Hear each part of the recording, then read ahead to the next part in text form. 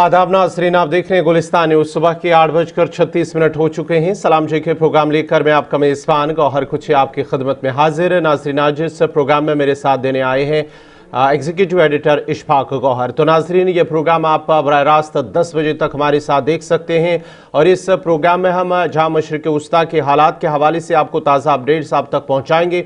उसके साथ साथ ही पाकिस्तान के अंदर पाकिस्तान के PM शहबाज शरीफ ने क्या कुछ फैसला और बड़ा ऐलान किया है, क्योंकि वहाँ पर जो तेल की कीमतें हैं आसमान को छू रही हैं। इस सिलसिले में एक बड़े और अहम फैसले उन्होंने किए हैं। क्या कुछ वो फैसले उस हवाले से भी हम आपको बताएंगे और उसके साथ साथ ही इसके साथ साथ ही पाकिस्तान और अफगानिस्तान के हवाले से क्या कुछ हालात हैं उस पर भी हम आप तक ज़रूर अपडेट्स पहुँचाएँगे। और उसके साथ साथ ही ईरान, अमेरिका और जो इजराइल है कशीदगी कहाँ तक पहुँची है, क्या कुछ फैसले हुए हैं। अमेरिका के सदर डोनाल्ड ट्रंप की जानिब से टैरिफ को लेकर क्या कुछ ऐलान किया गया है। अमरी और रूसी सदर व्लादिमीर पुतिन की जानिब से क्या कुछ बयान दिया गया है टैरिफ के हवाले से। और साथ ही साथ HP गैस के हवाले से भी एक और बड़ी और अहम खबर आप तक हम ज़रूर पहुँचाएँगे। उसके साथ साथ ही कुछ मुल्की और जम्मू कश्मीर की खबरों पर भी आप तक हम ज़रूर आगाह करेंगे। और जम्मू कश्मीर के हवाले से बड़ी और अहम खबर जो है, मौसम ने करवट बदली है और कई मकामात पर हल्की बारिशें भी हुई हैं और पहाड़ी इलाकों में हल्की बर्फबारी भी हुई है। इस तरह की इतलात मौसूल हो रही हैं। क्या कुछ तफसीलात है वो हम आप तक ज़रूर पहुंचाएंगे, लेकिन उससे पहले हम तारीख पे भी नज़र डालते हैं, क्योंकि आज 10 मार्च है और 10 मार्च में मुल्की और आलमी सतह पर क्या कुछ हुआ है और तारीख के औराक में क्या कुछ है वो हम आपको बताएंगे। उसके बाद ही हम खबरों का पिटारा खोलते हैं, लेकिन तारीख में आज 10 मार्च को क्या कुछ हुआ है वो हम आपको बताएंगे। और आज 10 मार्च को साल 1624 में इंग्लैंड और स्पेन में जंग शुरू हुई, वो आज ही का दिन था। आज ही के दिन साल 1801 में बरतानिया में पहली बार मरदमशुमारी हुई है, वो आज ही का दिन था 10 मार्च। और 10 मार्च साल 1862 में बरतानिया और फ्रांस ने ज़म्बियार की आज़ादी को तस्लीम किया है, वो आज ही का दिन था। और आज ही के दिन साल 1893 में आयूरी कोस्ट फ्रांसीसी सल्तनत का हिस्सा बन गया, वो आज ही का दिन था। और आज ही के दिन साल 1900 युगांडा में बरतानवी नुमाइंदे को सरकारी सलाहकार मुकर्रर किया गया, वो आज ही का दिन था। आज ही के दिन 10 मार्च साल 1919 में काहिरा में कौम परस्तों ने बगावत कर दी, वो आज ही का दिन था। और आज ही के दिन साल 1919 में मिस्र में कौमी सतह पर दंगे भड़के हैं, जिसमें कई लोगों की जान चली गई है, वो आज ही का दिन था। और आज ही के दिन जोहान्सबर्ग में हड़ताल के बाद जनूबी अफ्रीका की हुकूमत ने इमरजेंसी का ऐलान कर दिया था, वो आज ही का दिन था।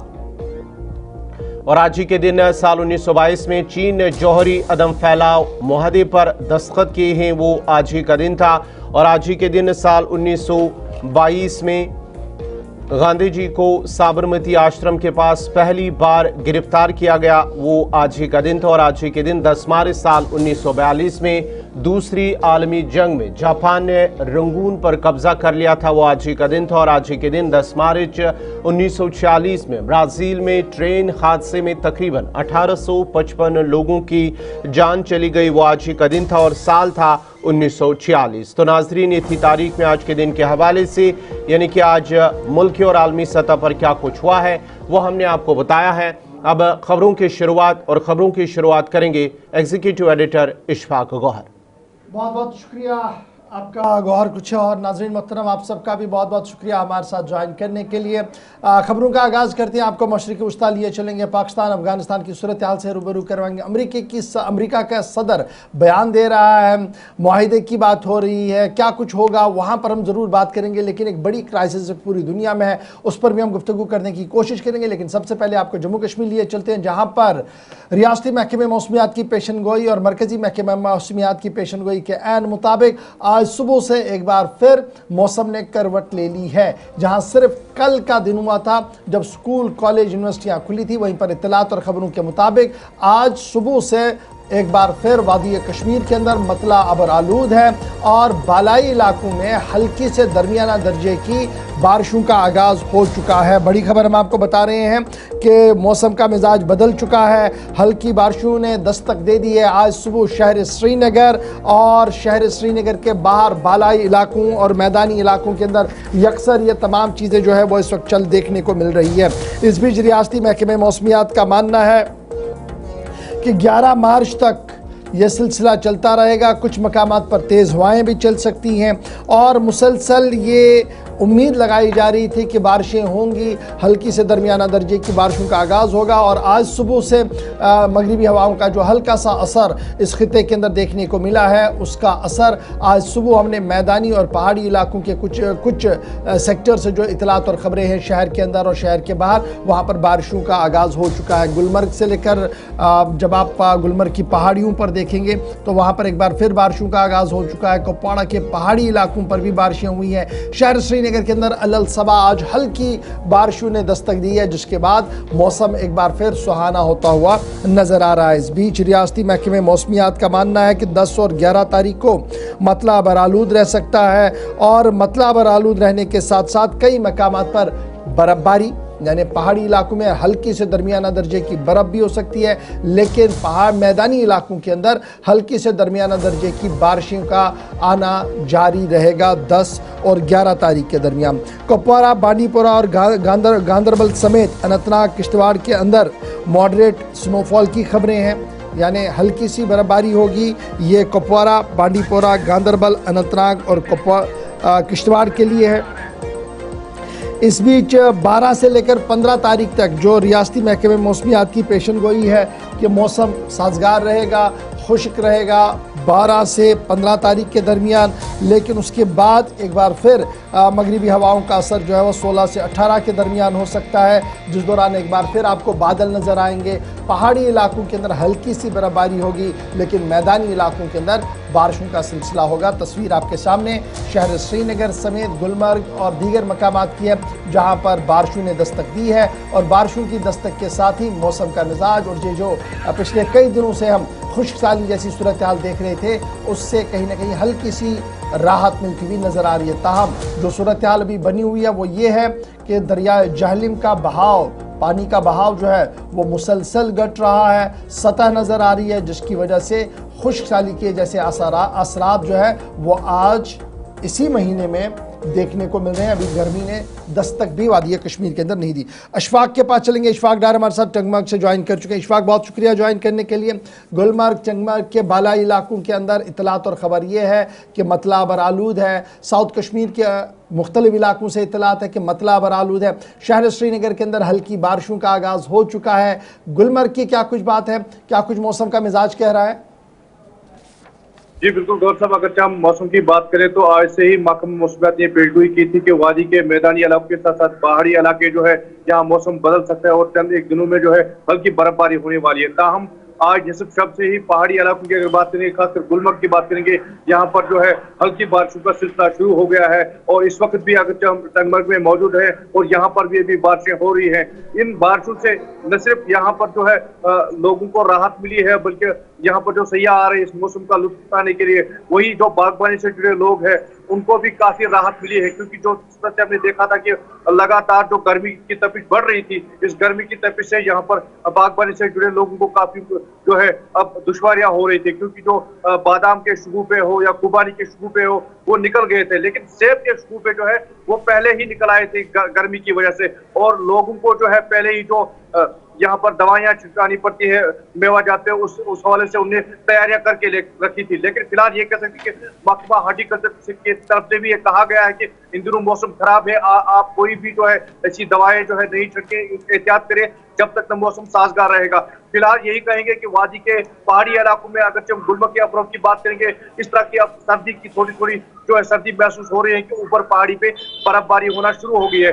मैदानी इलाकों में बारिशों का सिलसिला शुरू है, क्योंकि श्रीनगर में भी हमने देखा कि अभी वहां पर भी बारिशें हो रही है। चलिए, बहुत शुक्रिया इशफाक हमारे साथ ज्वाइन करने के लिए। मौसम का मिजाज आपके सामने है जी, मतला अबरालूद है और मतला अबरालूद होने के साथ साथ कई मकामात पर हल्की बारिशों ने दस्तक वादी कश्मीर के अंदर दे दी है। इस मौसम के मिजाज के बाद ज़रा अब हम अपने मिजाज की बात करें। क्या हम वाकई तौर पर वो चीज़ कर पाते हैं जिस चीज़ की अक्कासी करना ज़रूरी है, जिस तरीके से तिजारत करना ज़रूरी है, माइशत को चलाना ज़रूरी है, या हम हमेशा शॉर्टकट ढूंढकर दूसरों की ज़िंदगी के साथ खेल रहे हैं? यह सवाल आज के दिन इसलिए बड़ा इंपॉर्टेंट है क्योंकि एदाद शुमार सामने आए हैं और वह एदाद शुमार ये सवाल पूछने पर मजबूर कर रहे हैं कि ताजिर अफराद आखिर कब तक हमारी ज़िंदगियों के साथ खेलते रहेंगे। इतलात और ख़बरों के मुताबिक 97 दवाइयाँ, 97 मेडिकल सैंपल्स अपना टेस्ट क्वालिफाई करने में नाकाम हुई है 2 साल के दौरान। और ये जम्मू कश्मीर की सिर्फ बात है, पूरे मुल्क की बात मैं नहीं बता रहा हूँ आपको। और ये अदाद शुमार Jammu Kashmir medical supplies corporation limited ने जारी किए हैं। कहा कि 97 मेडिसिन सैंपल्स ऐसे हैं जिन्होंने टेस्ट क्वालिफाई नहीं किया है 2 साल के दौरान। हाई लेवल मीटिंग हुई है, आला सतही इजलास हुआ है, वज़ीर सेहत मोहतरमा सकीना इत्तू साहिबा की सरबराही में।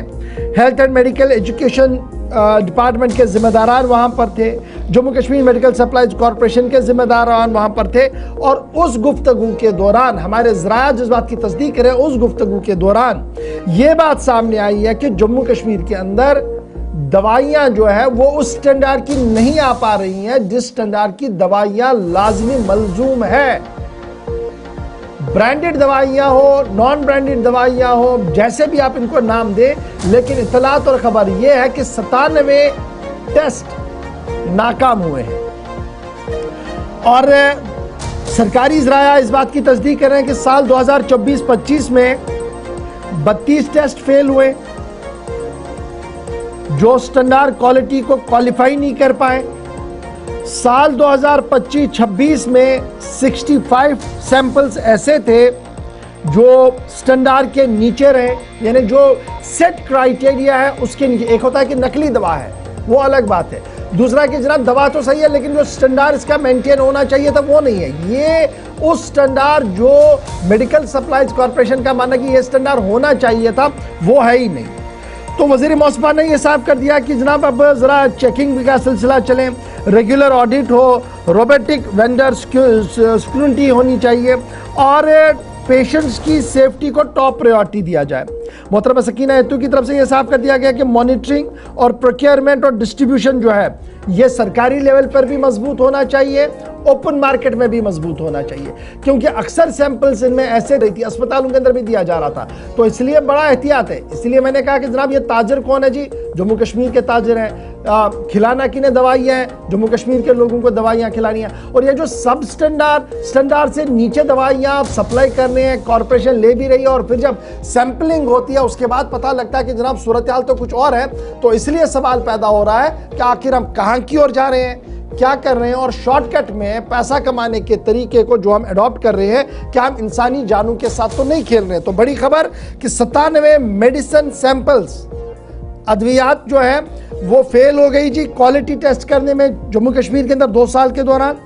वज़ीर मौसूफ़ा की सदारत में आला सतही मीटिंग हुई थी।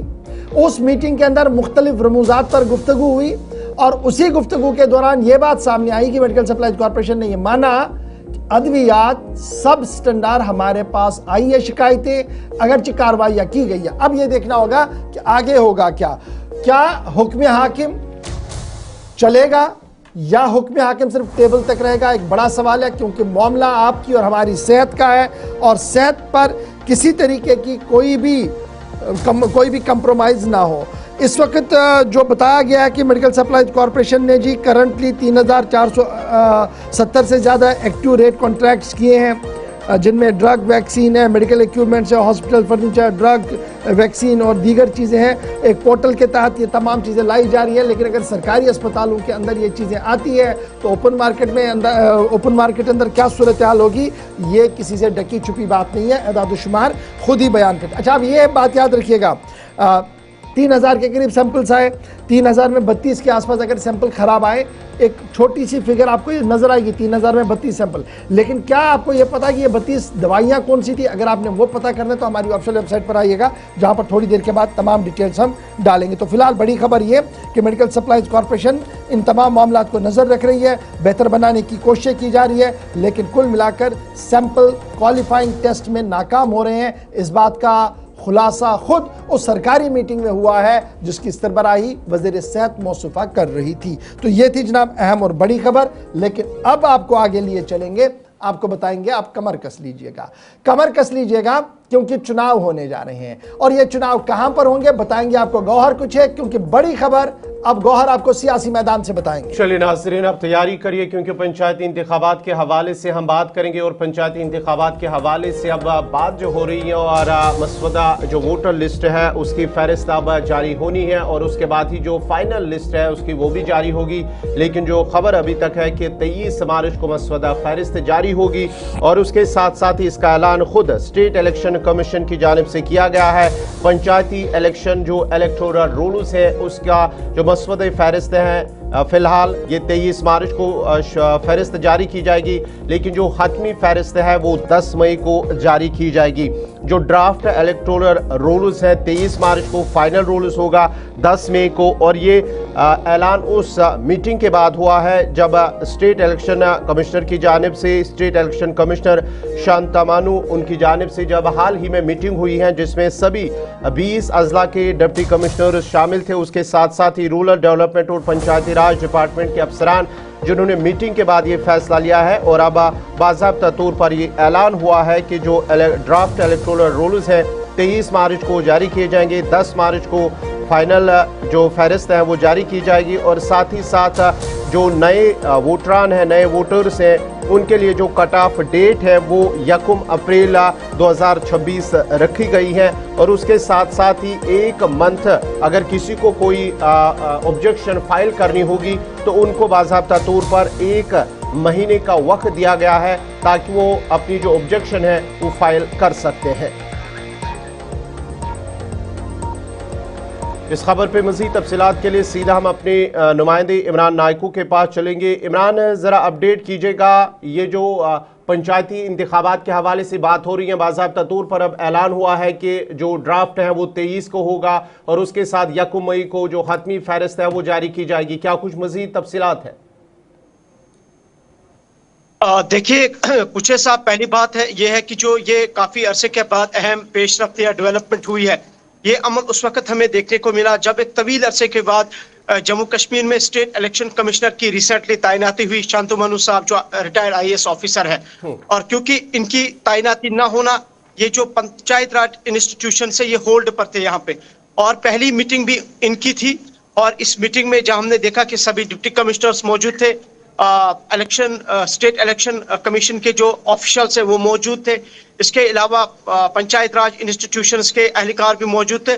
और मजमूई तौर पर इस मीटिंग में जो अभी तक प्रोसेस रही है, जब से ये इनका टेन्योर खत्म हुआ है पंचायत का, तो उस सिलसिले में पहली डेवलपमेंट यही हुई है कि एक तारीख मुकर्रर कर दी गई है, खासकर पंचायत रोल्स के जो इलेक्टोरल रोल्स है, जो फहरिस्त है वो उसकी डेडलाइन फिक्स कर दी गई है, और 10 मई का वक्त दिया गया है। और 10 मई में, जैसे आपने आगाज में डिटेल्ड में कहा कि हतमी फैसला होगा, इससे पहले अवाम के सामने रखा जाएगा कि जितने हमारे पास अभी तकरीबन पूरे जम्मू कश्मीर में 90 लाख वोटर्स हैं, और इनमें इंक्लूड कितने करने हैं, कट कितने करने हैं।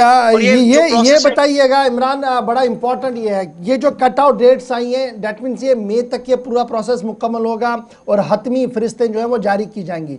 तो क्या मैं ये समझूं कि इन बिटवीन जून, जुलाई और अगस्त पंचायती राज निज़ाम को फाल मुतहरिक बनाने के लिए जो पहला पड़ाव होगा चुनाव का, उसकी नोटिफिकेशन जारी हो जाएगी जम्मू कश्मीर के अंदर? क्या ये उस एक्सरसाइज की ओर हम आगे बढ़ रहे हैं? ये एक क्लियर इंडिकेशन है, इशारा उसी की तरफ है, क्योंकि हमने काफी टाइम से देखा कि ये सारा प्रोसेस होल्ड पे था। और अब चूंकि हम जानते हैं कि गवर्नमेंट ने इसके लिए BDC, GDC और पंचायत के लिए रिजर्वेशन का प्रोसेस भी शुरू किया गया था, और उनकी वो रिपोर्ट भी जो है गवर्नमेंट को सौंपी गई है। हालांकि गवर्नमेंट की तरफ से उसमें भी अभी तक कोई हतमी फैसला नहीं लिया गया है। लेकिन मैं समझता हूँ कि जैसे आपने कहा कि अगस्त से सितंबर तक शायद यहाँ पे जो है इंतखाबात होंगे, जिस तरह से प्रोसेस का आगाज हो चुका है। और यहाँ पे ये इंपॉर्टेंट पॉइंट है पंच सरपंच का है, वो ऑलमोस्ट इसी महीने के आसपास, अगस्त सितंबर के आसपास या जुलाई अगस्त के आसपास कहीं दिखता हुआ नजर आ रहा है। बिल्कुल, देखिए इसमें मैं समझता हूं कि गवर्नमेंट को डिले करना भी नहीं चाहिए, क्योंकि आपको याद होगा 2019 के बाद ये पहली बार हमने देखा कि पंचायत राज इंस्टीट्यूशंस को यहाँ पे गवर्नमेंट ने क्लेम किया कि हमने इसको एस्टैब्लिश किया है। दूसरा ये कि जो ग्रास रूट डेमोक्रेसी जिसको हम कहते हैं, कि जिसको हम 3 टायर पंचायत सिस्टम भी कहते हैं, टीडीसी, बीडीसी, पंचायत और जो हमारे अर्बन लोकल बॉडीज के इंतखाबात है, ये बैक वक्त यहाँ पे कराए गए। और अनफॉर्चुनेटली अगर आप देखेंगे, चाहे वो आप अर्बन लोकल बॉडीज के इंतखाबात का टेन्यूर देखेंगे, वो तकरीबन 2 साल से खत्म हुआ है उनका टेन्यूर।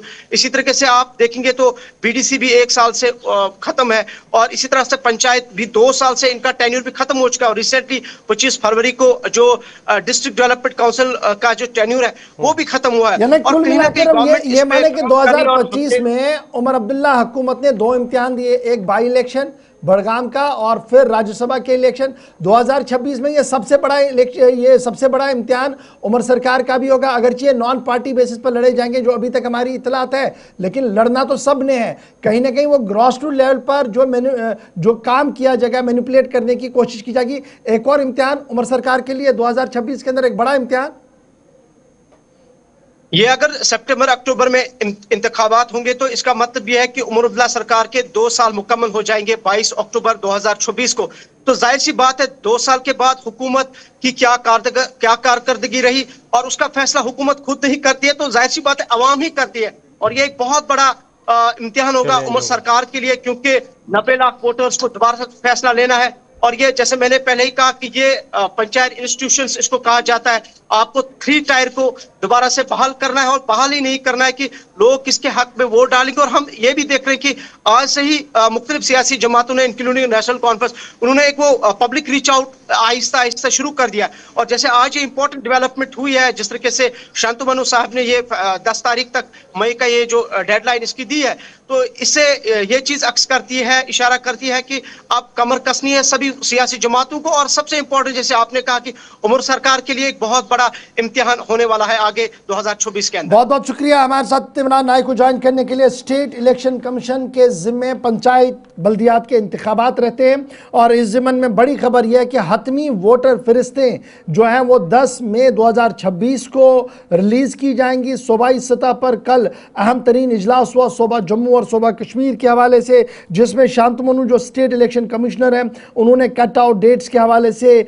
डेट्स की अनाउंसमेंट कर दी। BLOs और district election officers, panchayat secretaries का मुश्तरका इजलास हुआ था, जिसमें ये बड़ा फैसला लिया गया है। और ये अब तैयारी आप देखेंगे सियासी मैदान पर यहाँ पर होगी। लेकिन ज़रा आपको एक और ख़बर से बाखबर करते हैं। याद रखिएगा 2025 जब एक अहम तरीन एजुटेशन जम्मू में शुरू हुई, और एजुटेशन इस नाम पर शुरू हुई कि एक मखसूस इदारा है, एक मखसूस मेडिकल कॉलेज है, और मखसूस फंडिंग से ये चल रहा है। यहाँ पर एक मखसूस तबके के लोगों को एडमिशन कैसे दिया गया, यानी श्री माता वैष्णो देवी मेडिकल कॉलेज के हवाले से हम बात कर रहे थे। उसके बाद कुछ जमातों की तरफ से एहतजाज किया गया, एहतजाज ने शिद्दत की और दिल्ली से फरमान आया कि जनाब मेडिकल कॉलेज के रजिस्ट्रेशन को मनसूख किया जाए। बच्चे जो वहाँ ज़ेर तालीम थे उन्हें उठाकर श्रीनगर और म्यूनसिपल गवर्नमेंट मेडिकल कॉलेज के अंदर अडॉप्ट किया गया, मामला ठंडा हो गया। लेकिन बड़ी खबर जो सामने आ रही है वो वैष्णो देवी मेडिकल कॉलेज के हवाले से सामने आई है कि इतलात और खबरों के मुताबिक MBBS कोर्सेज को दोबारा शुरू करने के हवाले से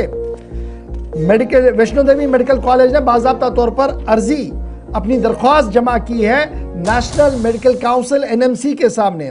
इससे पहले आपको याद होगा कि रिकॉग्नाइजेशन रिवोक की गई थी, और यह कहा गया था कि इंफ्रास्ट्रक्चर और फैकल्टी की कमी वहां पर है, इसलिए हम जी इसको हटा रहे हैं। उन्होंने ये नहीं कहा कि एहतजाज हो रहा, उन्होंने कहा कि हमने जब मुआयना किया हमने देखा कि ये इसके लायक ही नहीं, हटा दिया जाएगा। लेकिन अब ये खबर आ रही है, हमारे सोर्सेज ये बता रहे हैं कि वैष्णो देवी मेडिकल कॉलेज दोबारा से फंक्शनल होगा।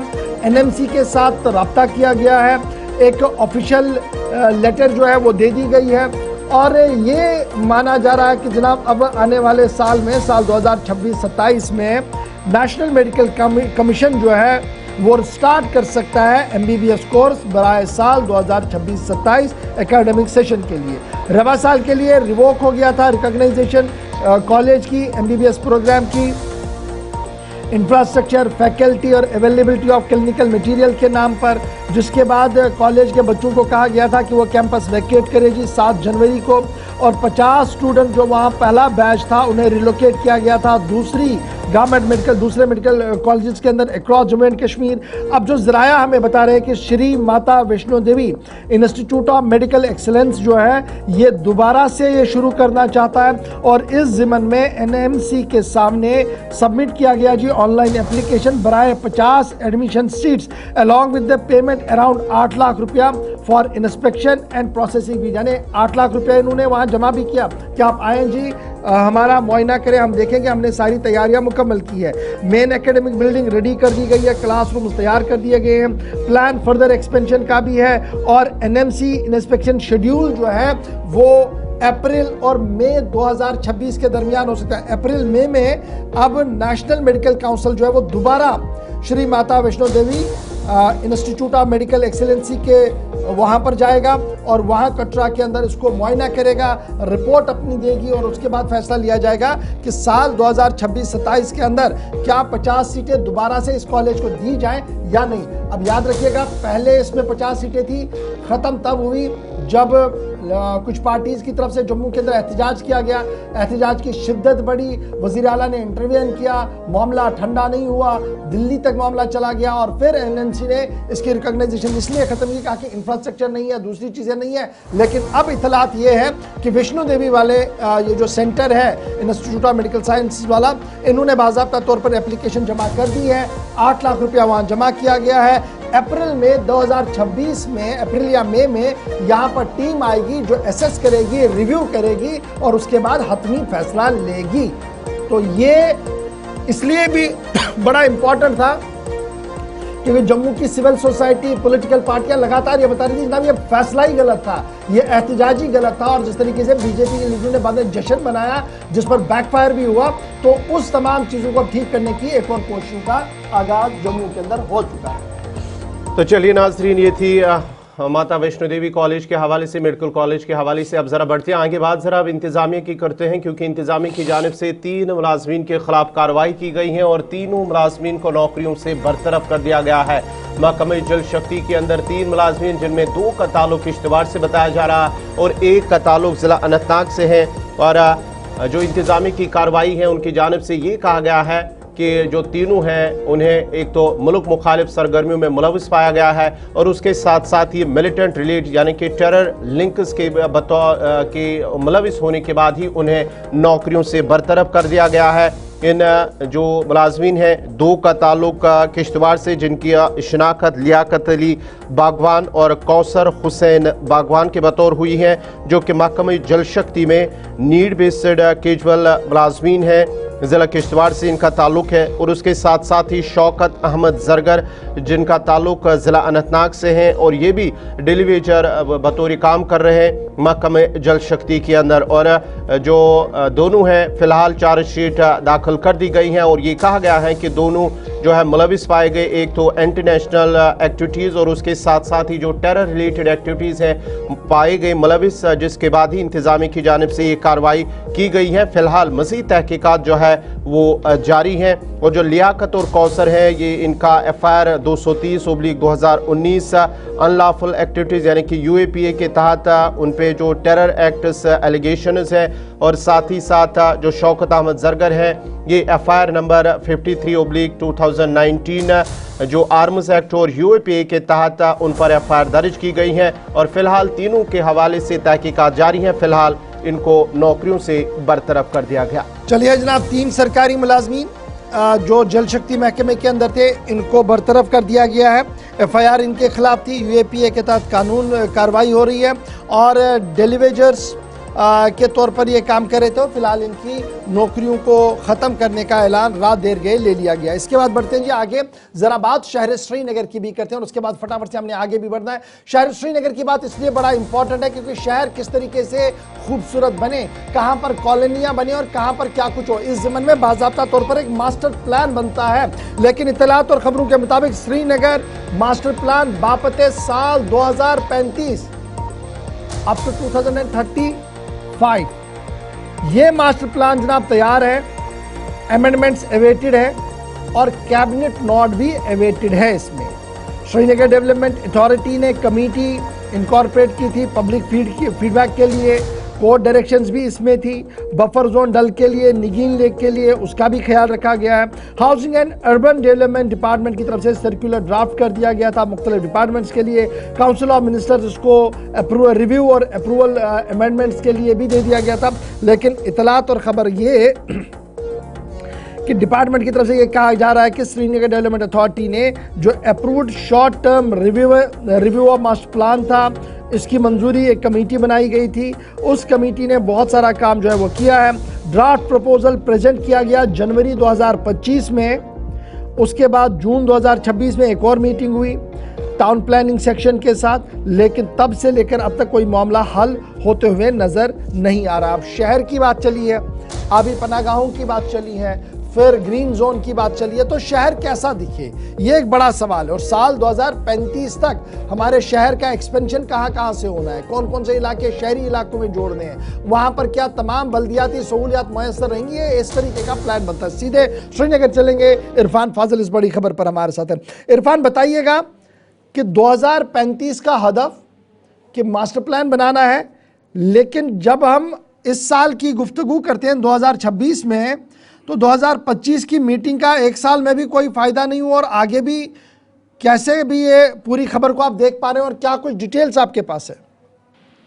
बहुत बहुत शुक्रिया गौर साहब। जहां तक आप ड्राफ्ट प्रपोजल सब कमेटी को लेकर या इस कमेटी को लेकर मैं बात करना चाहूंगा, जनवरी साल 2025 में जिस तरीके से under the chairmanship of chief secretary एक स्टेप लिया गया और टाउन प्लानिंग स्कीम्स के साथ साथ आइडेंटिफाई किए गए वो जगह जिसमें removal of precautionary related issuing buildings का परमिशन था, या कह सकते हैं कि कुछ और टास्क थी। मगर जहां तक कमेटी को जिस तरीके से टास्क सौंपा गया है, जिसमें high court Jammu Kashmir and Ladakh की जानिब जो ऑर्डर्स जारी किए गए थे, बफर जोन जिसमें खास तौर पर डल लेक, नगीन लेक्स के एरियाज थे, और एक प्रपोज अमेंड किया गया था मास्टर प्लान के जरिए ताकि इसको डायरेक्शंस के साथ साथ जोड़ा जाए। मगर जहां तक डॉक्यूमेंटेशन और कमेटी के हवाले से मैं बात करना चाहूंगा, इसकी सदारत जो है डिविजनल कमिश्नर कश्मीर कर रहे हैं और बाद में उनको वही रिपोर्ट एडमिनिस्ट्रेटिव डिपार्टमेंट तक पहुंचानी थी। मगर डिपार्टमेंट के साथ साथ जो चीजें एग्जामिन हुई है बोथ कमिटीज को लेकर, उसमें हमने देखा कि recommendations housing and urban development department ने सर्कुलेट की कैबिनेट को, और उसके बाद जितने भी वहां पे हेड ऑफ द डिपार्टमेंट्स थे उनको बाद में कंक्रीट फाइल सबमिट करनी थी काउंसिल ऑफ मिनिस्टर्स को और उनको कंसिडरेशन में लाना था इन सारी चीजों को। Once the proposal seeking amendments in Srinagar master plan, जो कि खास तौर पर नेसेसरी मॉडिफिकेशंस के साथ जिसे जोड़ना चाहिए था, उसमें वही same notified under relevant provisions थी जो बाद में J&K डेवलपमेंट एक्ट 1970 को रूल करती है, फ्रेम आउट करती है। तो इससे साफ पता चलता है कि अभी तक जो है एक बड़ा कह सकते हैं कि कियोस और कंफ्यूजन है, जिसकी रिपोर्ट सबमिट तो की गई है मगर अभी तक कह सकते हैं कि आने वाले टाइम में उसका क्या फ्रेम आउट रहेगा, किस तरीके से वर्कआउट रहेगा, वो देखने वाली बात होगी। तो कह सकते हैं कि ये सारी चीजें जो है फिलहाल इस कमेटी के इस मास्टर प्लान के अंदर ली गई थी। चलिए, बहुत बहुत शुक्रिया इरफान फाजिल, तफसीलात फराम कर रहे थे। श्रीनगर नेशनल जो मास्टर प्लान है उस हवाले से बात कर रहे थे। अब ज़रा बढ़ते हैं आगे, बात जम्मू कश्मीर की हो रही है, तो जम्मू कश्मीर के हवाले से बड़ी और अहम खबर, क्योंकि लोकसभा के अंदर कुछ जम्मू कश्मीर के हवाले से आदाद शुमार भी जारी कर दिए गए हैं। जो भारत के अंदर जो नेशनल स्किल ट्रेनिंग इंस्टीट्यूट चल रहे हैं, इस हवाले से कहा गया है कि जम्मू कश्मीर में सिर्फ 2 जो इंस्टीट्यूट है फ़िलहाल वो फंक्शनल है, यानी कि काम कर रहे हैं जम्मू कश्मीर के अंदर। ये लोकसभा के अंदर इस हवाले से जानकारी दी गई है। कल जब सवाल एक पूछा गया है कि 33 जो नेशनल स्किल ट्रेनिंग इंस्टीट्यूट है मुल्क भर के अंदर, सिर्फ 2 जम्मू कश्मीर के अंदर है और जो जम्मू के अंदर है, जम्मू के अंदर एक है, जबकि श्रीनगर के अंदर एक एक्सटेंशन सेंटर चल रहा है, काम कर रहा है। उसके साथ साथ ही आपको बताते चले, ये जो लोकसभा के अंदर जो स्किल डेवलपमेंट एंटरप्रेन्योरशिप वज़ीर हैं जयंत चौधरी, उनकी जानिब से कहा गया है, ये जानकारी दी गई है, जहां पर इन जो लोगों को खासकर ख़वातीन और दीगर उन्हें ये जो ट्रेनिंग है वो दी जा रही है ताकि वह अपना रोज़गार कमा सके। मुख्तलिफ स्किल कोर्सेज वहाँ पर किए जा रहे हैं और उस हवाले से उन्हें ट्रेनिंग भी दी जा रही है और जो इंस्ट्रक्टर है पहले उन्हें सिखाया जा रहा है, उन्हें तरबियत दी जा रही, जिसके बाद ही उन जो लोगों को जो इसमें दाखिला लेते हैं जो वहाँ पर, उन्हें फिर बाज़ाब्ता तौर पर तरबियत दी जा रही है ताकि वो अपना रोज़गार कमा सके और साथ ही साथ अपनी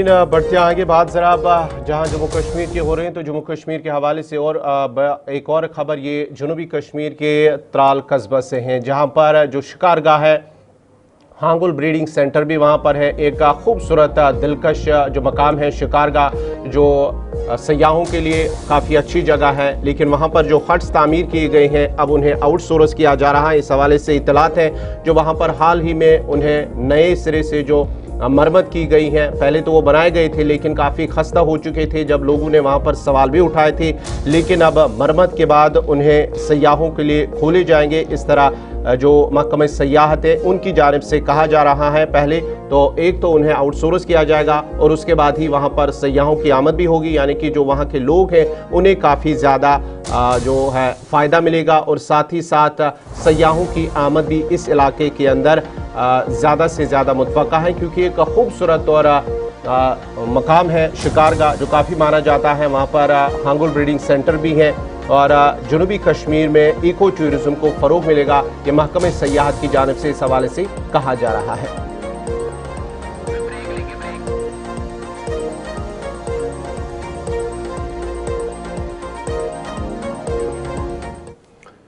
तो चलिए नाज़रीन, बात हमने जम्मू कश्मीर और मुल्क की है। अब उसके बाद ही हम बात करेंगे मशरिक़ वस्ता के हवाले से क्या कुछ चल रहा है, वहाँ पर क्या कुछ अपडेट हैं वो भी हम आप तक ज़रूर पहुँचाएंगे। लेकिन यहाँ पे रुकना होगा एक छोटे से तिजारती वक्फे के लिए। हमारे साथ रहिएगा, यहाँ पर छोटा सा तिजारती वक्फा।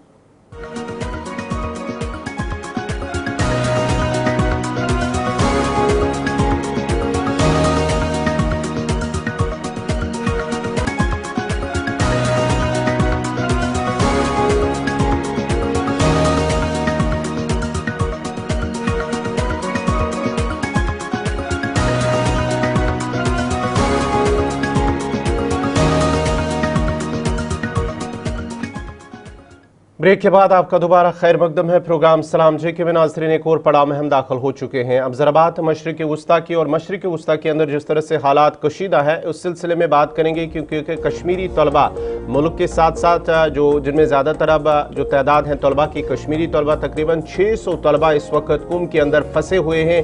अगरचे उन्हें ईरान के कुछ मुतासरा इलाकों से निकाल लिया गया है और कुम पहुंचाया गया, लेकिन अभी भी तकरीबन 600 ऐसे कश्मीरी तलबा हैं जो कुम में फंस चुके हैं। अब उन्हें आर्मेनिया के रास्ते से इनखला और इस पर साथ ही साथ ईरान आर्मेनिया सरहद जो है वो तकरीबन 20 घंटों का सफ़र तय होने के बाद ही वहाँ पर वो पहुँचते हैं। लेकिन कुम के अंदर तकरीबन 600 तलबा इस वक्त फंसे हुए हैं, जिन्होंने जम्मू कश्मीर हुकूमत और साथ ही साथ वजारत खारजा और मरकज़ी सरकार से अपील की है कि उन्हें बाहिफाजत वहाँ से निकाला जाए, क्योंकि वो वहाँ पर काफ़ी ज़्यादा परेशान है। वहाँ पर आए रोज़ धमाके और फ़िज़ाई हमले भी हो रहे हैं, उसकी वजह से वो कहीं ना कहीं खौफ व हिरास में भी मुब्तला हो चुके हैं।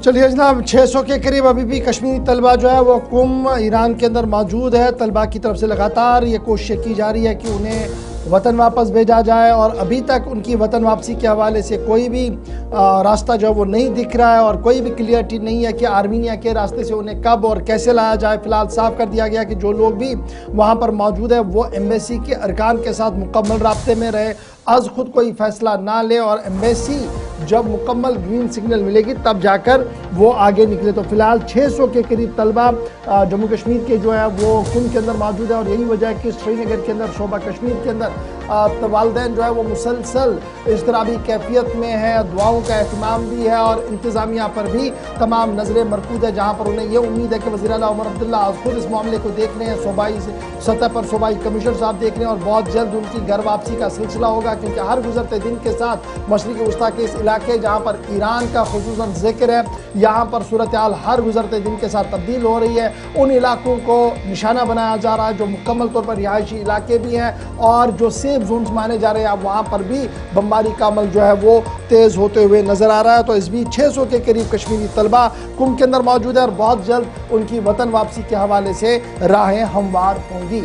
इस खबर के बाद फटाफट से आगे बढ़ते हैं और बात ज़रा करते हैं लद्दाख की भी, क्योंकि लद्दाख के अंदर सयाहत एक बुनियादी मरकज़ है। जैसे जम्मू कश्मीर के अंदर सयाहत बैकबोन मानी जा रही है, लद्दाख के अंदर भी सयाहत एक बैकबोन मानी जाती है और इंटरनेशनल टूरिस्ट का लद्दाख आना जाना लगा रहता है। लेकिन एदाद-ओ-शुमार ये बता रहे हैं कि लद्दाख के अंदर भी सयाहती शोबा बुरी तरह से मुतासिर हुआ है और टूरिज्म अलर्ट जो सामने आया है वो ये है कि लद्दाख के अंदर मुसलसल सयाहों के आने में गिरावट हुई है। 2025 में जो फिगर है वो डिप हुआ है, कम हुआ है और डोमेस्टिक विजिटर्स यानी मकामी सयाह जो हैं वो लेह के अंदर 27% कम आए हैं। पिछले आंकड़ों को खंगालने के बाद 27% कम आए हैं और करगिल के अंदर तकरीबन 71% सयाह जो है वो कम आए हैं।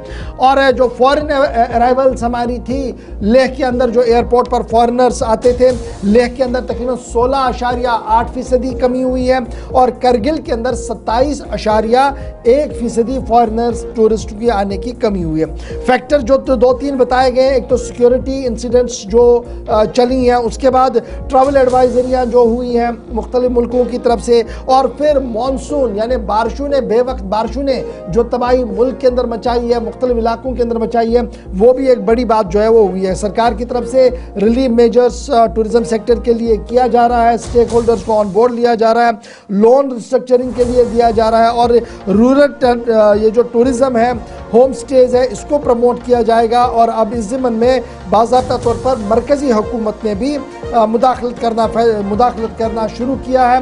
और ये तमाम एदाद-ओ-शुमार तब सामने आया है जब मेंबर पार्लियामेंट लद्दाख मोहम्मद हनीफा जान की तरफ से सवाल पूछा गया था और उस सवाल का जवाब जो है वज़ीर सयाहत गजेंद्र सिंह शेखावत साहब की तरफ से दिया गया और ये साफ किया गया कि लोन फराम किया जाएगा मुख्तलिफ बैंकों के ज़रिए से, SBI, PNB और जम्मू कश्मीर बैंक, ताकि रूरल ये जो हमारा रूरल डेवलपमेंट, रूरल टूरिज़म है और होम स्टेज का सिलसिला ये और ज़्यादा प्रमोट किया जा सके। और उन्नति ग्राम अभियान और मुद्रा लोन स्कीम के तहत 5 करोड़ रुपया जो है वो टूरिज्म सेक्टर को दे दिया गया है ताकि वहाँ पर यह रकूमत खर्च की जा सके। तो फिलहाल पैसा तो दिया जाएगा, नई होटल्स या नए आशियाने वहाँ पर तैयार होंगे, लेकिन बड़ा सवाल ये है कि 2025 में बहुत बड़ा दचका सयाहत को लगा है, टूरिज़म को लगा है लद्दाख के अंदर भी, उसी तरीके से जिस तरीके से जम्मू कश्मीर ने 22 रन पहलगाम के बाद सूरत हाल देखी है। चलिए इसके बाद आगे बढ़ते हैं, जरा बात अब अक़वाम मुत्तहिदा की करते हैं, क्योंकि अक़वाम मुत्तहिदा आपको लिए चलते हैं जहां पर भारत की तरफ से अफगानिस्तान के हक में कसीदा गोई की गई है और पाकिस्तान की तरफ से किए गए हमले की मजम्मत भी की गई है और साफ कर दिया है कि पाकिस्तान जिस तरीके से अफगानिस्तान के अंदर कार्रवाइयां कर रहा है यह काबिल कबूल बिल्कुल भी नहीं है। जहां नाज़रीन, सलामती कौंसिल में भारत की जानिब से पाकिस्तान पर यह तनकीद की गई है कि रमज़ानुल मुबारक के दौरान पाकिस्तान की जानिब से जो बमबारी की गई है, एयर स्ट्राइक की गई हैं, जिसके नतीजे में तकरीबन 185 जो सिविलियन हैं, आम शहरी जो हैं, उनकी मौत हुई है। ये जो भारतीय मेंबर हैं खारिज, उनकी जानिब से पाकिस्तान पर ये तनकीद की गई है। जो अक़वाम मुत्तहिदा का सिक्योरिटी सलामती कौंसिल है वहाँ पर, और साथ ही साथ ये भी कहा गया है कि ये जो दहशतगर्दी है फैला रहे हैं न सिर्फ भारत के अंदर बल्कि अफगानिस्तान के अंदर, और साथ ही साथ पाकिस्तान को इस हवाले से कड़ी तनकीद का निशाना बनाया गया है। क्या कुछ कहा है वो सुनते हैं, उसके बाद ही आगे बढ़ते हैं।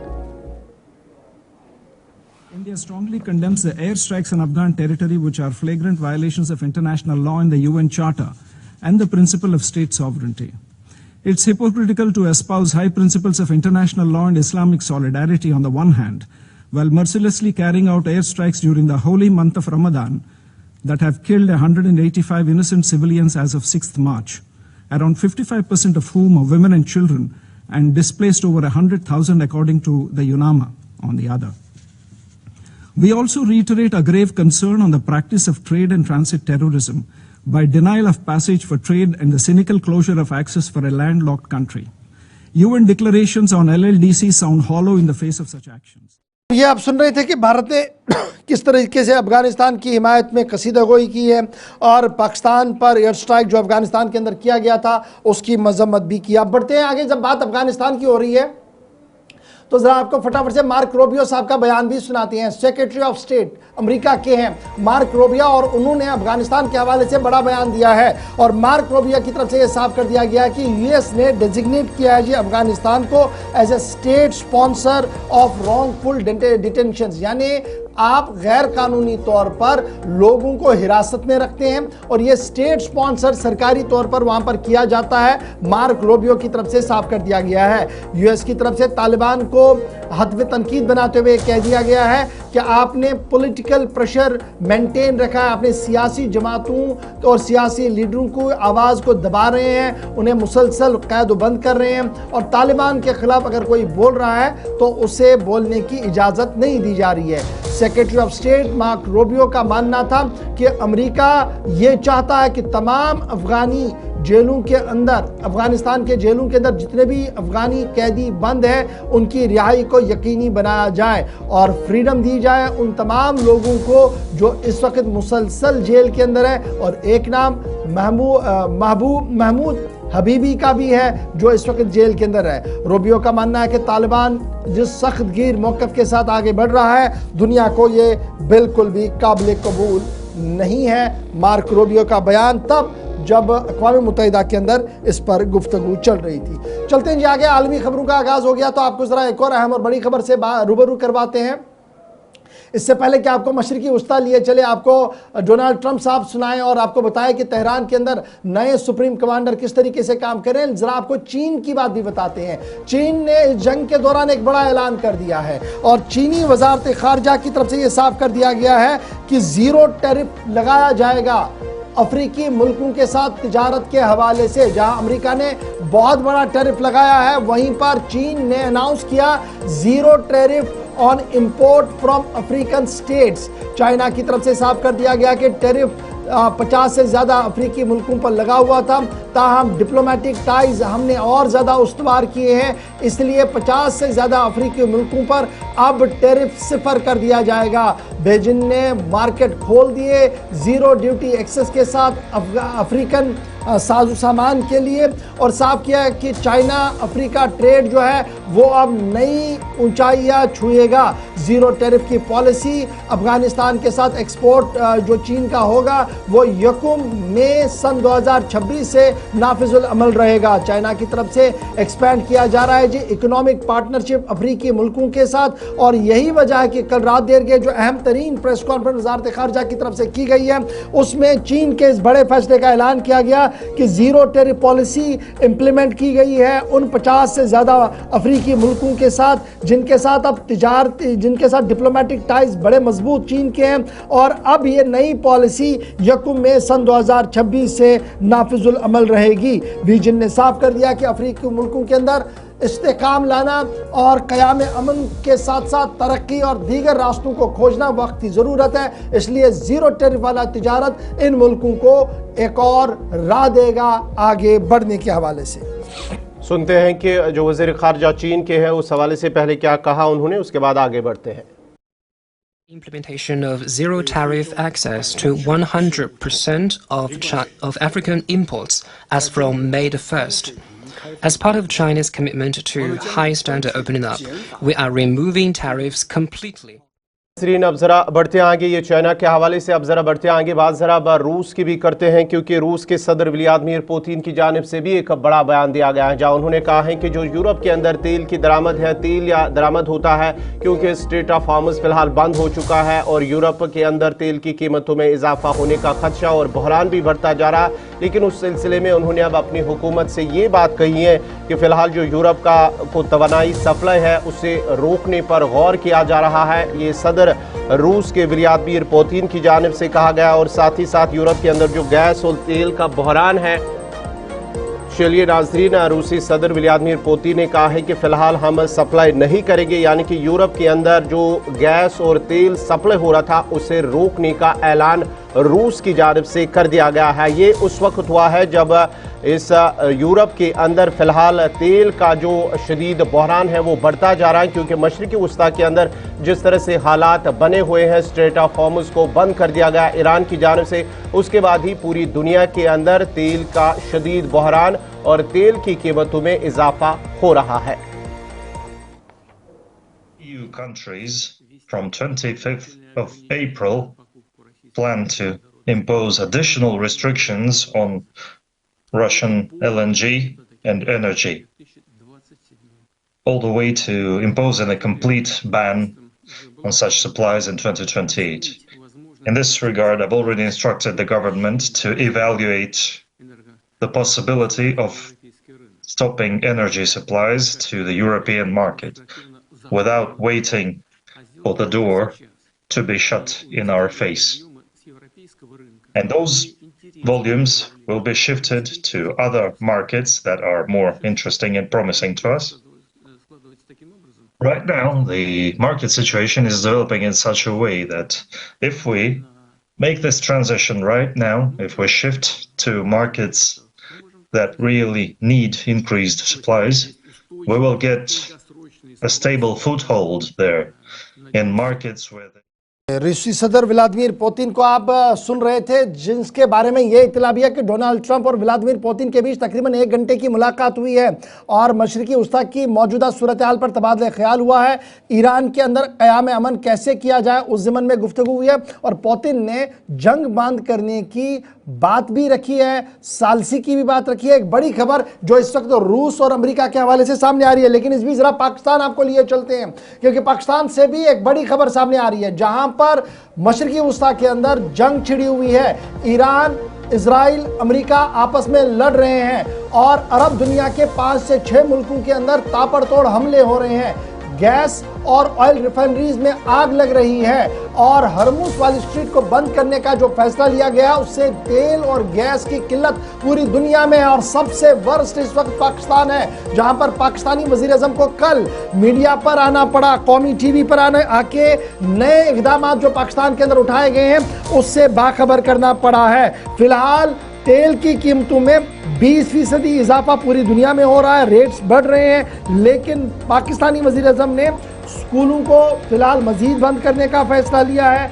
पब्लिक ट्रांसपोर्ट जो चल रहा था उसको रेगुलराइज कैसे किया जाए उस पर बात, लेकिन सरकारी गाड़ियों को 50% तेल काटने का फैसला और ऐलान कल पाकिस्तान के वज़ीर आज़म शहबाज शरीफ की तरफ से किया गया है। एक बड़ी खबर कि मेंबरान पार्लियामेंट को 25% कट किया गया है, सैलरियों को कट करने का फैसला लिया गया, दीगर अहम तरीन फैसले लिए गए हैं, जिसके बाद यह साफ हो रहा है कि जिस तरीके से पहले सऊदी अरब ने हाथ खींचा, कहा कि आप अपनी मदद आपके तहत खड़े हो जाएं, अब जो तेल की किल्लत से दुनिया भर के लीडरों का तेल निकल रहा है और सीधे तेल सारे कर रहे हैं, उस बीच सबसे बड़ा रिएक्शन जहां पुतिन का सामने आया, उन्होंने कहा कि यूरोप के लिए हम बहुत कम तेल देंगे, उन मुल्कों के लिए देंगे जो हमारे हमसाया और साथ साथ हैं, लेकिन सबसे वर्स्ट इस वक्त पाकिस्तान है जहां पर कई बड़े फैसले शहबाज की तरफ से रात देर के लिए गए हैं।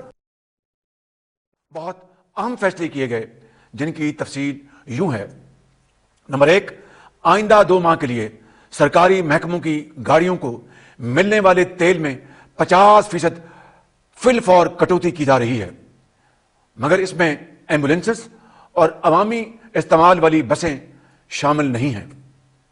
2, आइंदा 2 माह के लिए तमाम सरकारी महकमों की 60% गाड़ियों को बंद किया जा रहा है ताकि तेल की बचत हो। नंबर 3, आइंदा 2 माह के लिए काबीना के अरकान, वज़रा, मशीरान और मावनीन ख़ुसूसी तनख्वाह नहीं लेंगे। नंबर 4, अरकान पार्लियामेंट की तनख्वाहों में से 25% कटौती की जा रही है। नंबर 5, 20 ग्रेड और इससे ऊपर के ऐसे अफसरान जिनकी तनख्वाह 3 लाख से जायद है, इनकी 2 दिन की तनख्वाह की कटौती करके अवामी रिलीफ के लिए, यानी आपकी रिलीफ के लिए इस्तेमाल की जाएगी। नंबर 6, तमाम सरकारी महकमों के तनख्वाहों के अलावा किए जाने वाले अखराजात में 20% कमी की जा रही है। नंबर 7, सरकारी महकमों में गाड़ियों, फर्नीचर, एयर कंडीशनर्स और दीगर अशिया की खरीदारी पर मुकम्मल पाबंदी आयद कर दी गई है। नंबर 8, वफाकी व सूबाई वज़रा, मशीरान और मावनीन ख़ुसूसी और सरकारी अफसरान के बैरून मुल्क दौरों पर भी मुकम्मल पाबंदी आयद कर दी गई है। ये जनाब पाकिस्तान किस बहरानी कैफियत में इस वक्त लगा है। शहबाज शरीफ के बैक टू बैक ऐलानात से आपको इस बात का अंदाजा लग गया होगा, लेकिन जरा बात मुल्क के अंदर की भी करते हैं, जहां पर एलपीजी और पेट्रोलियम मसनूआत की किल्लत ने दस्तक देना शुरू कर दी है और मुख्तलिफ एलपीजी कंपनियों और वजारत की तरफ से भी अब मीटिंग्स और एडवाइजरियों का दौर शुरू हो गया है। जी नाजरीन, बात हम मुंबई दिल्ली की कर रहे हैं क्योंकि एलपीजी का बहरान मजीद तेज और कशीदा होता जा रहा है। एलपीजी बहरान के दौरान रेस्टोरेंट जो है वो बंद होने का खदशा अब जाहिर किया जा रहा है और घरेलू गैस सिलेंडर की फराहमी में ताखीर भी की जा रही है। आपको बताते चले बड़ी और अहम खबर, मुंबई दिल्ली जो बड़े मेट्रोपॉलिटन सिटीज हैं वहां पर इस तरह की इतलात मौसूल हो रही है कि वहां पर जो एलपीजी गैस सिलेंडर है उसकी अदम दस्तियाबी की वजह से अब आवाम को मुश्किलात का सामना करना पड़ रहा है और उसके साथ साथ ही अब जो ब्लैक मार्केटिंग है, एलपीजी सिलेंडर अब महंगे दामों से लोगों को मिल रहे हैं। उसके साथ साथ ही एक तो ताखीर हो रही है, महंगे दामों से सिलेंडर मिल रहे हैं और उसके साथ ही अब जो माना जाता है कि जितने भी रेस्टोरेंट्स हैं वो बंद होने का खदशा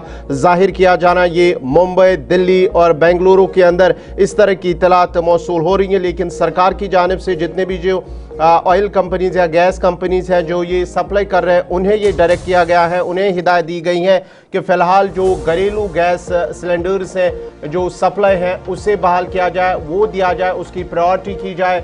लेकिन जो इतलात मौसूल हो रही है कि फ़िलहाल गैस की शॉर्टेज हो रही है, तेल की कीमतों में इजाफा होने का खदशा जाहिर किया जा रहा है और जो अब गैस सिलेंडर्स हैं उन्हें अब ज़ख़ीरा किया जा रहा है। इस तरह की भी इतलात मौसूल हो रही है, ब्लैक मार्केटिंग की जा रही है, पहले ज़ख़ीरा किया जाएगा उसके बाद ही जो इजाफी कीमतें हैं उसमें लगाकर लोगों को दी जाएगी। इस तरह की इतलात मुख्तलिफ इलाकों से भी मिल रही हैं, लेकिन फ़िलहाल सरकार की जानिब से जो गैस या कीमतें या तेल की कीमतें हैं, पेट्रोल डीजल की कीमतें हैं, फ़िलहाल उसमें कोई इजाफा तो नहीं किया गया है, लेकिन आने वाले दिनों में ये माहिरीन खदशा उनकी जानिब से किया जा रहा है कि हो सकता है अगर हालात मशरिक़ वस्ता अच्छा जी, ये तो पहले ये था कि अगर हम एलपीजी सिलेंडर 2 या 4 दिन के लिए बुक पहले करते थे, अब इसकी डेडलाइन बढ़ा दी गई। अब 25 दिन पहले आपको बुक करना होगा, इन्हें 25 दिन का गैप किया गया है, यानी आप 1 महीने में एक ही सिलेंडर आप ले सकते हैं। ऑलमोस्ट आप इस बात को तय मान लीजिएगा। ये तो एलपीजी वो है जो घरेलू सन्नत के लिए इस्तेमाल हो रहा है। अब जो कमर्शियल सिलेंडर्स है उसकी किल्लत और ज़्यादा बढ़ेगी और ये ऑर्डर्स भी आपके सामने हैं, जहां दिल्ली समेत बेंगलुरु, मुंबई के अंदर भी इस तरीके की बातें जो है वो सामने आ रही है। इसके बाद बढ़ते हैं जी आगे, ज़रा बात मशरिकी वस्ता की भी करते हैं जिसकी वजह से ये पूरी सूरत हाल बन रही है। इतलात और खबर ये आ रही है कि रिलोकेशन ऑफ ट्रूप्स अमेरिका की तरफ से किया जा रहा है और ये रिलोकेशन ऑफ ट्रूप्स जो है यानी अफवाज को एक जगह से दूसरी जगह मुंतकिल किया जा रहा है। ये तब हो रहा है जब ईरान ने बैक टू बैक कई बैलिस्टिक मिसाइलों का इस्तेमाल किया है और अमेरिकी अफवाज जो कतर और दीगर आसपास के इलाकों के अंदर रिहाइश पजीर पिछले कई दिनों से थे, उनको अब वहां से निकालने की खबरें जो है वो सामने आ रही है। अमेरिका रिपोजिशनिंग ऑफ ट्रूप्स कर रहा है जी मिडिल ईस्ट के अंदर। तस्वीरें भी जरा साथ साथ दिखाइएगा और ये तब हो रहा है जब ईरान टेंशन बढ़ रही है, यानी कतर, अफवाज, बहरीन जगह से दूसरी जगह मुंतकिल किया जा रहा है। ये तब हो रहा है जब Iran UAE back to back सबसे वर्स्ट का इस्तेमाल किया है जहां पर अफवाज ज्यादा हमले ईरान की तरफ से आसपास में किए गए हैं। कतर के अंदर, बहरीन के अंदर, कुवैत के अंदर, वहां से निकालने की खबरें जो है वो सामने आ रही है। यूएई के अंदर, सीरिया के अंदर रिपोजिशनिंग ऑफ ट्रूप्स कर रहा है जी मिडिल ईस्ट के अंदर। तस्वीरें भी साथ साथ दिखाइएगा और ये तब हो रहा है जब ईरान एयरबेस बढ़ रही है, यानी राडार सिस्टम तबाह होने और यही वजह और इत्तलात और खबरें ये आ रही है कि अब किस तरीके से ऑपरेशनल मेंटेनेंस को बरकरार रखा जाए और अमेरिका के रिलोकेशन ऑफ ट्रूप्स यानी अगर एक जगह आसपास के इलाकों दूसरी जगह अगर रिहाइश जगह तो कई जगह भेजा जा रहा है ताकि वहां से निकालने की खबरें जो है वो सामने आ रही है। अमेरिका जबरदस्त वायरल है जी, रिपोजिशनिंग ऑफ ट्रूप्स कर रहा है जी मिडिल ईस्ट के अंदर। दो बयान जरा साथ साथ दिखाइएगा और ये तब हो रहा है जब ईरान टेंशन बढ़ रही है, यानी अफवाज को एक जगह से दूसरी जगह मुकम्मल हो गया है। तब हो रहा है जब ईरान ने बैक टू बैक कई बैलिस्टिक मिसाइलों का इस्तेमाल किया है और अमेरिकी अफवाज शुरू हुई है कतर आजाद वाले जो दीगर आसपास के इलाकों के अंदर रिहाइश पजीर से कई दिनों से थे, ये सब उनको अब वहां से निकालने की खबरें जो है वो सामने आ रही है। अमेरिका इख्तियार कर सकती है रिपोजिशनिंग ऑफ ट्रूप्स कर रहा है मिडिल ईस्ट के अंदर। तस्वीरें भी जरा साथ साथ दिखाइएगा और ये तब हो रहा है जब आगे बात दौरान टेंशन बढ़ रही है। जिन्हें गिरफ्तार कर लिया गया है, जिनमें कुछ पाकिस्तानी और बांग्लादेशी भी शामिल है। बहरीन के अंदर ईरान की हिमायत करने पर 6 गैर मुल्की अफराद को गिरफ्तार कर लिया गया है, जिनमें पाकिस्तानी भी हैं और बांग्लादेशी हैं। 5 पाकिस्तानी 1 बांग्लादेशी शामिल है। सोशल मीडिया पर हमलों की वीडियो शेयर करने का उन पर इल्जाम है और साथ ही साथ ईरान की हिमायत करने और बांग्लादेश बनाने पाकिस्तानी सोशल मीडिया पर शेयर करने और ईरान की सोशल मीडिया पर हवाले से उन्हें गिरफ्तार कर लिया गया है, उन पर इल्जाम है और साथ ही साथ ईरान की हिमायत करने और बांग्लादेश 5 पाकिस्तानी 1 बांग्लादेशी शामिल है। सोशल मीडिया पर हमलों की वीडियो शेयर करने का उन पर इल्जाम है और साथ ही साथ ईरान की हिमायत करने और बांग्लादेश 5 पाकिस्तानी मिसाइल बांग्लादेशी शामिल है।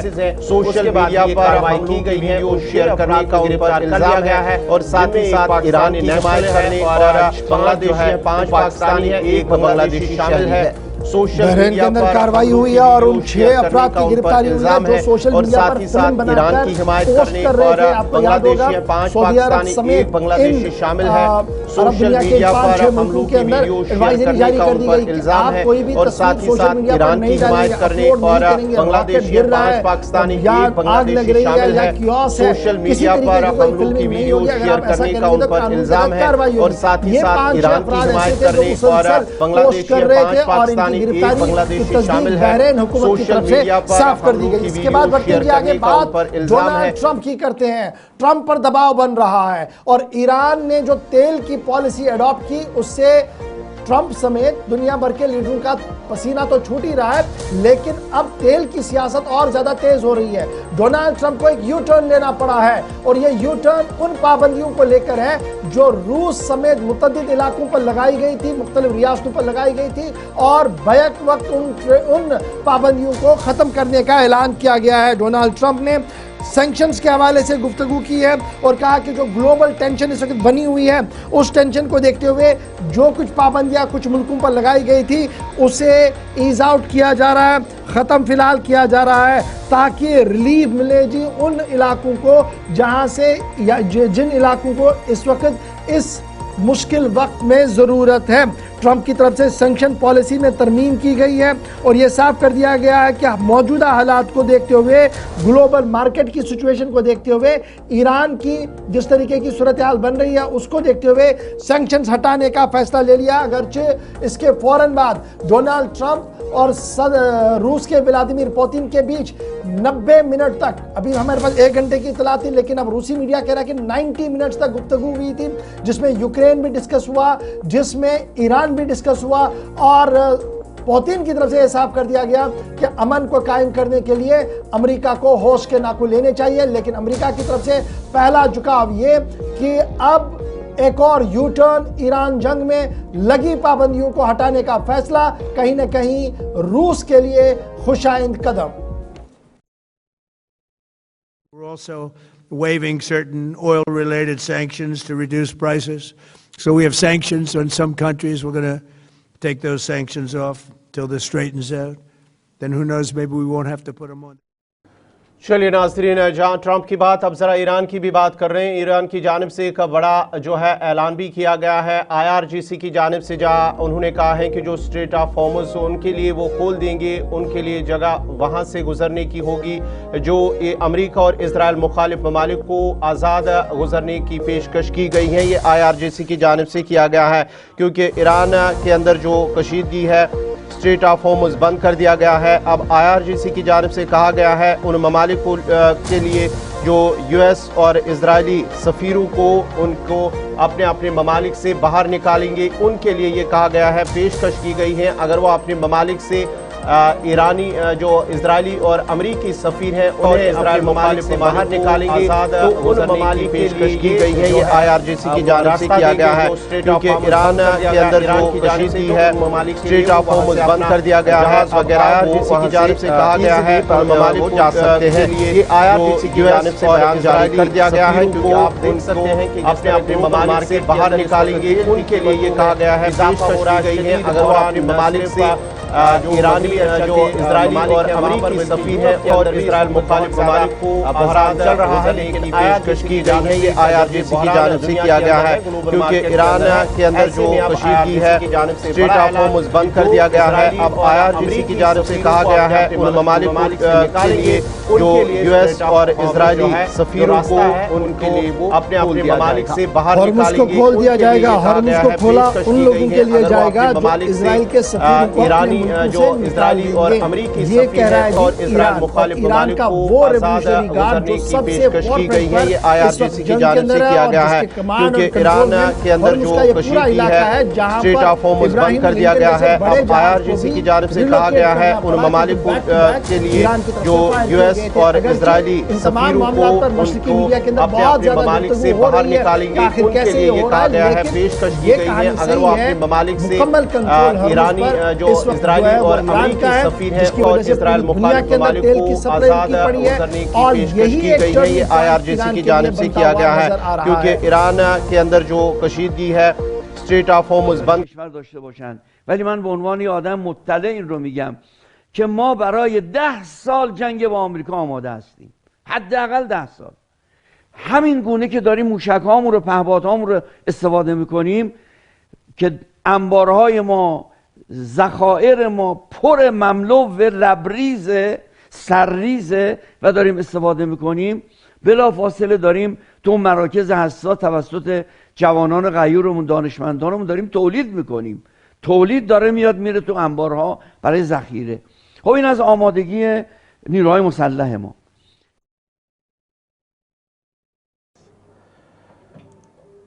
चलिए नाजरीन, अब ज़रा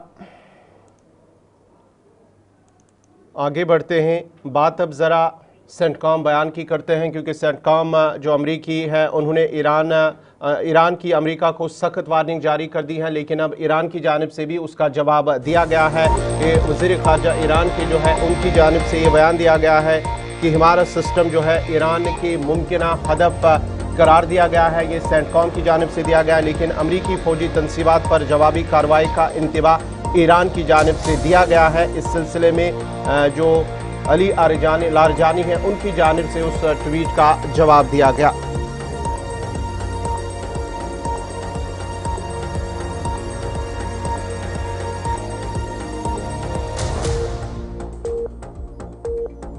के हिमरा स्ट्राइक किया जाएंगे, सख्त हमला किया जाएगा और जो आसपास के रियासतें हैं यानी गल्फ दुनिया के जो दीगर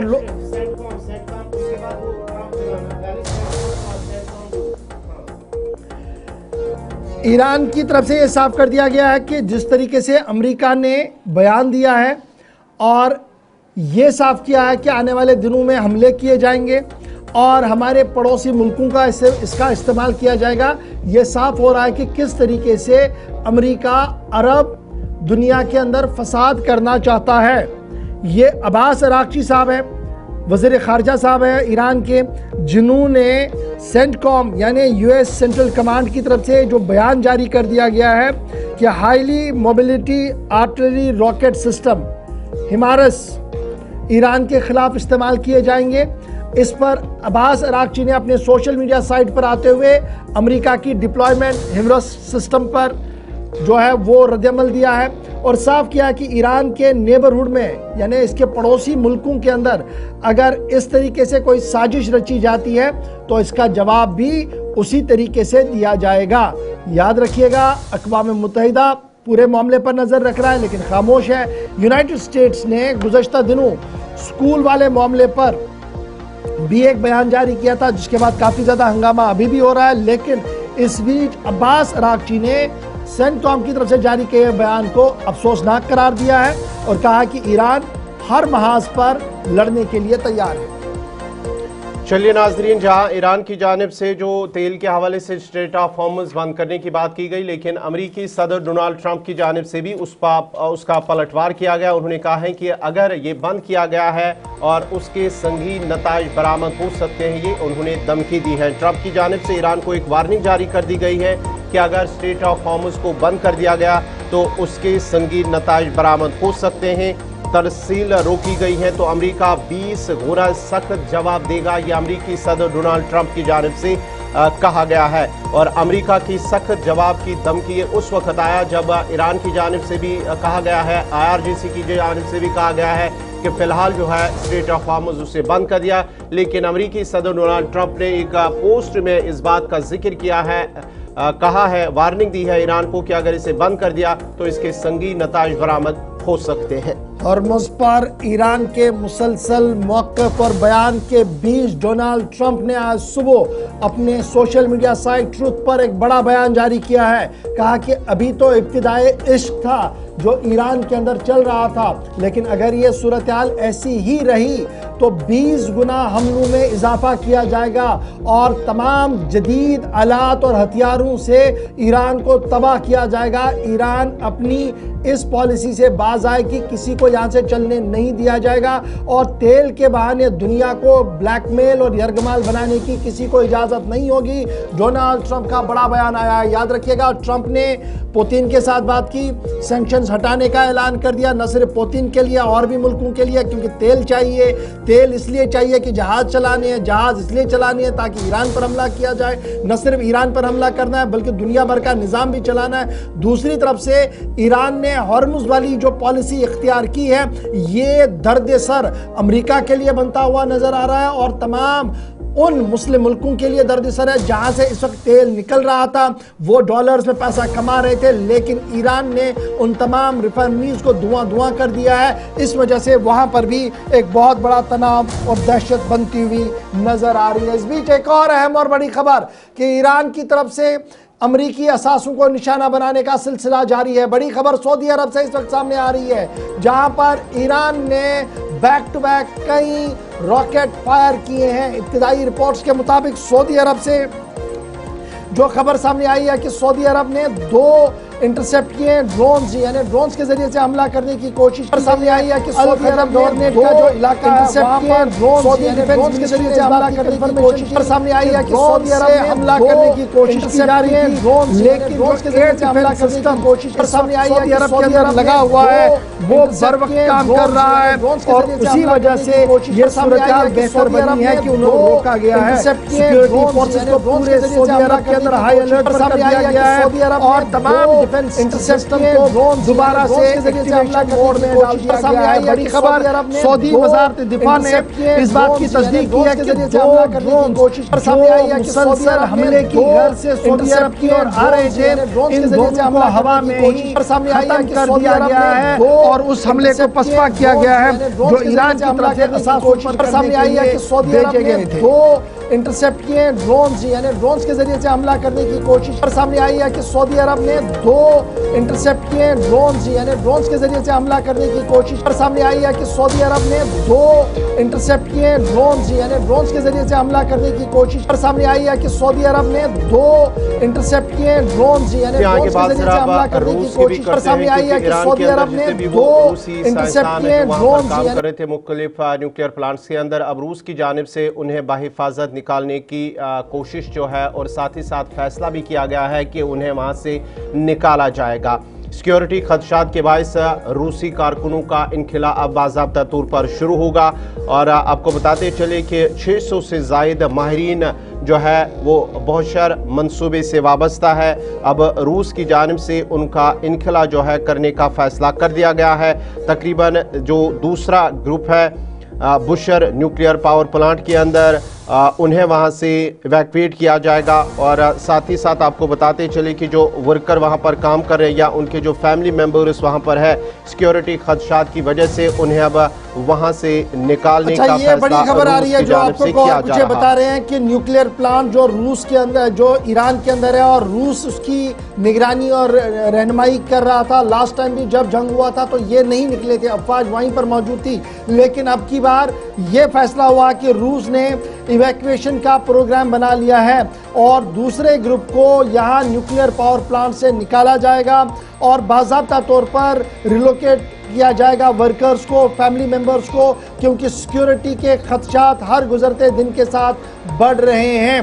कंस्ट्रक्शन साइट नंबर 2 और 3 को आर्जी तौर पर फिलहाल बंद कर दिया गया है और तमाम वर्करों को बहिफाजत इलाके के अंदर मौजूद रहने के लिए कह दिया गया है।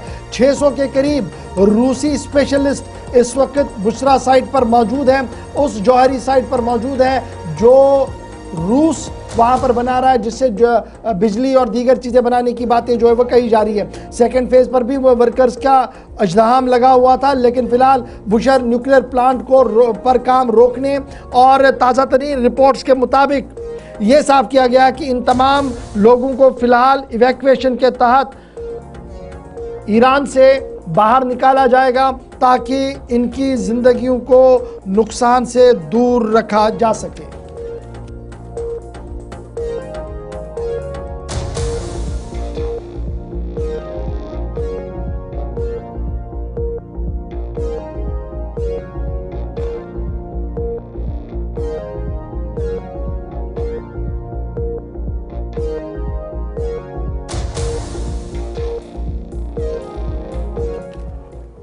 तो चलिए नाजरीन, अब ज़रा बढ़ते हैं आगे, बात ज़रा अब खेलों की भी करते हैं कि खेल के हवाले से बड़ी और अहम खबर आपको बताते चले। जनूबी कश्मीर के पुलवामा की बात करते हैं, जहां पर इंतज़ामिया की जानिब से ये दावा किया जा रहा है कि जो खेलों के हवाले से जो बुनियादी सहूलियात है उससे बेहतर करने की अगरचे कोशिशें की जा रही हैं। मुख्तलिफ इलाकों के अंदर इस तरह के इकदाम भी उठाए गए हैं और नौजवानों को खेल कूद की जानिब रागिब करने की कोशिशें की जा रही हैं। लेकिन कुछ इलाकों के अंदर जो इंडोर स्टेडियम हैं वो तो तैयार किए गए हैं, लेकिन कुछ इलाके ऐसे भी हैं जहां पर उन इंडोर स्टेडियम्स पर काम तो शुरू किया गया है, लेकिन अभी तक उन्हें पाई तकमील तक नहीं पहुंचा गया। ऐसी एक जो इंडोर स्टेडियम ऐसा ही जो इस इंडोर स्टेडियम पर काम तो शुरू किया गया है, लेकिन अभी तक उससे मुकम्मल नहीं किया गया है और इसे ऐसे ही छोड़ दिया गया है, जिसकी वजह से वहां पर जो मकामी नौजवान हैं, खिलाड़ी हैं, उन्हें कहीं ना कहीं मुश्किलात का सामना करना पड़ रहा। जब इस पर इस सिरनू पुलवामा के अंदर इस इंडोर स्पोर्ट्स स्टेडियम पर काम शुरू किया गया तो ये कहा गया है कि हमें यहाँ पर बेहतर इंफ्रास्ट्रक्चर बनाना है ताकि यहाँ के बच्चे खेल कूद सके और अपना नाम रोशन कर सके, आगे बढ़ सके। लेकिन चंद साल काम जारी रहने के बाद ही इसे अब अधूरा छोड़ दिया गया है और अभी तक इसे पाई तकमील तक नहीं पहुंचा गया। अब मकामी नौजवानों ने वज़ीर आला उमर अब्दुल्ला और वज़ीर खेल से अपील की है कि इस पर काम मुकम्मल किया जाए ताकि मकामी नौजवानों को फ़ायदा मिल सके। उसमें देखिए बात है कि एक हेडक्वार्टर पे कोई इंडोर स्टेडियम नहीं है और अगर अब बन भी चुका था इंडोर स्टेडियम, लेकिन पिछले 6 महीनों से उसका काम रुका हुआ है। क्या वजह हो सकती है उसकी वो हमें नहीं पता है, लेकिन एक तरफ से जो गवर्नमेंट ऑफ इंडिया वो खेल कूद को ज़्यादा फ़रोग देना चाहती है, दूसरी तरफ से जो यूथ को इंफ्रास्ट्रक्चर चाहिए वो यहाँ पे अवेलेबल नहीं है, क्योंकि ओलंपिक्स भी होने वाले हैं या खेलो इंडिया खेलो अभी चल रहा है।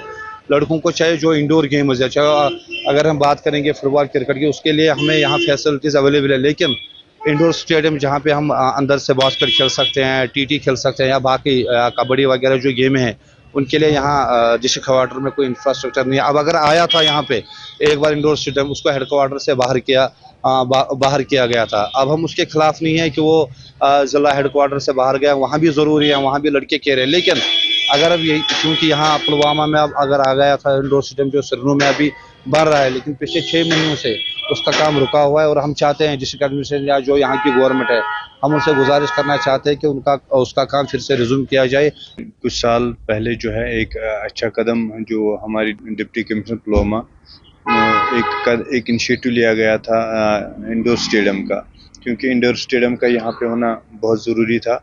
यहाँ के बच्चे जो हैं खेल कूद में बहुत मतलब उनमें टैलेंट भरा है और वो चाहते थे कि ख़राब मौसम में और कुछ ऐसी एक्टिविटीज़, स्पोर्ट्स एक्टिविटीज़ जो इंडोर में खेली जाती हैं, तो वो अपना खेल जो है कंटिन्यू करें और उनको कोई मसाइल का जो है कोई दरपेश न हो।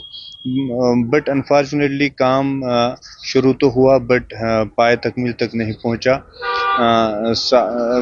इल्तिवा में है सारा कुछ, तो हमारी रिक्वेस्ट है जो हमारे चलिए इस उम्मीद के साथ कि ज़िला पुलवामा का स्पोर्ट्स स्टेडियम मुकम्मल हो, तलबा वहाँ पर खेलें और खिलाड़ी वहाँ पर अच्छे तरीके से अपने हुनर को आजमाएं। फ़िलहाल हमें कहा जा रहा है कि जनाब आपसे रुखसत पजीर हुआ जाए, क्योंकि 10 बज रहे हैं, प्रोग्राम का वक्त यहाँ पर इख्ताम पजीर को हुआ चाहता है। कल 8:35 पर दोबारा आपके सामने हाजिर खिदमत रहेंगे। जब तक के लिए अपनी नेक दुआ में हम सबको याद रखिएगा और ज़रूर हमारे सोशल मीडिया साइट्स पर अपनी आरा हम तक ज़रूर पहुँचाइएगा। अल्लाह हामी व नासिर।